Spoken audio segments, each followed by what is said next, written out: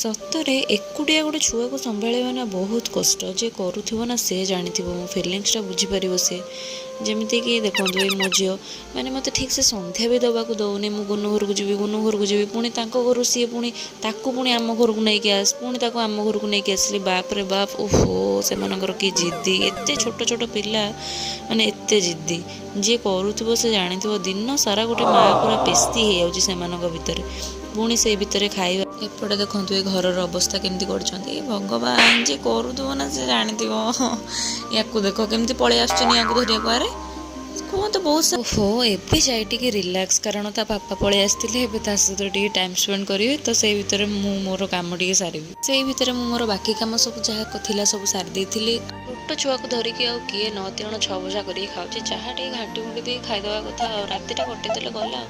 ଏବେ ତ ପୁଣି ଯେଉଁ ଗ୍ୟାସ୍ର ସମସ୍ୟା ଆପଣମାନେ ତ ଜାଣିଥିବେ ଆଉ କ'ଣ କହିବି।